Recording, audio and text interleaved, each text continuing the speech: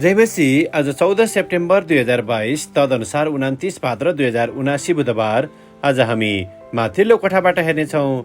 आजको शीर्षक छ येशूसँग दौडिनु। आज हामी परमेश्वरको वचन यूहन्ना 11 25 देखि 36 सम्म पाठ गर्नेछौँ। येशूले तिनलाई भन्नुभयो, पुनरुत्थान र जीवन म नै हुँ। मलाई विश्वास गर्ने मर्यो भने पनि जीवित हुनेछ, अनि जिउने र ममाथि विश्वास गर्ने प्रत्येक कहिले मर्ने छैन। के तिमी यो विश्वास गर्छौ? तिनले उहाँलाई भनिन्, हो प्रभु, म विश्वास गर्छु तपाईँ संसारमा आउनुहुने ख्रिस्ट परमेश्वरका पुत्र हुनुहुन्छ।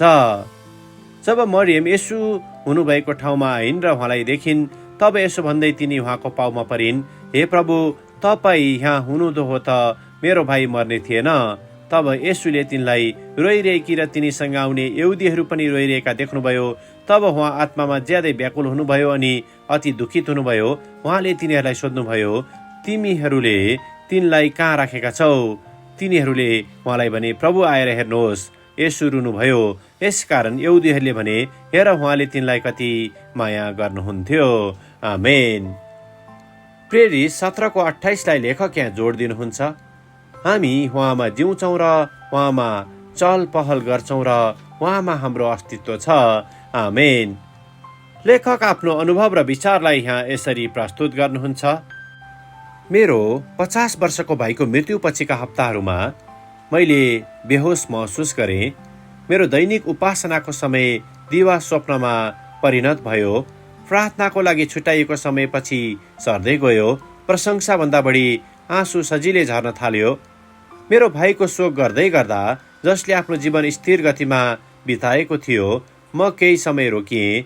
जिउँदै चहल पहल गर्दै र प्रभुको उपस्थितिमा रहँदा मैले प्रेरित 17:28 मूर्त रूपमा पाएँ। ऊ 8 महिनामा हिँड्न थालेको थियो। उसले प्रयास गरेको जुनसुकै खेलमा निपुणता हासिल गर्यो। भालुले चाहिँ सम्पूर्ण शरीरबाट अँगालो हाल्यो। प्रार्थना गर्दै घुँडा टेकेर भजनहरूमा ताली बजायो। मेरो भाइ, जसले आफ्नो खेलको कौशल र आफ्नो शरीरलाई परमेश्वरको महिमा गर्न प्रयोग गर्थ्यो, ऊ अब हामीबाट टाढा भएको छ। मैले एक्लो र अस्थिर महसुस गरेको छु। परमेश्वरसँग जोडिने मेरो सधैँका तरिकाहरू खोक्रो भएको महसुस मलाई त्यतिखेर भयो। त्यसपछि परमेश्वरले मलाई मेरो भाइको मृत्युको सामना गर्नको लागि मेरो भाइकै जीवनबाट एक पृष्ठ लिन अगुवाई गर्नुभयो। मैले मेरो शरीर, मस्तिष्क र आत्माको सहायताले परमेश्वरसँग अन्तर्क्रिया गर्नु आवश्यक थियो। मैले दौडधुप सुरु गरेँ। केही दौड हाम्रा आमा बाबा र मेरो भाइका छोराछोरीको लागि मध्यस्थताको प्रार्थनाले भरिएका थिए। केही दौड चाहिँ मेरो भाइको छोटो जीवनको बारेमा प्रश्नहरूद्वारा परमेश्वरलाई प्रहार गर्दै थिएँ। जब म दौडेँ, म मेरो लयबद्ध पाइलाहरू र मेरो आत्माको लागि निको पार्ने मलहमको रूपमा काम गर्ने मेरो फोक्सोमा परमेश्वरको हावाको बारेमा सचेत भएँ।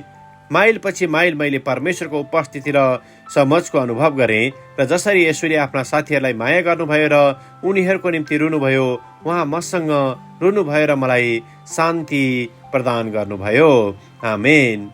आजको विचार, मेरो बाटोको प्रत्येक कदममा परमेश्वर मसँग हुनुहुन्छ। प्रार्थना। प्यारो प्रभु येशू, हामीलाई प्रेम गर्नु भएकोमा र अनन्त जीवनको तपाईँको प्रतिज्ञाको निम्ति धन्यवाद। येशूको नाउँमा आमेन। आजको लेखक लिया एन फोस्टर, भर्जिनिया, अमेरिका। आजको प्रार्थनाको विषय, परमेश्वरसँग पुनः जोडिने प्रयास गरिरहेकाहरूका निम्ति।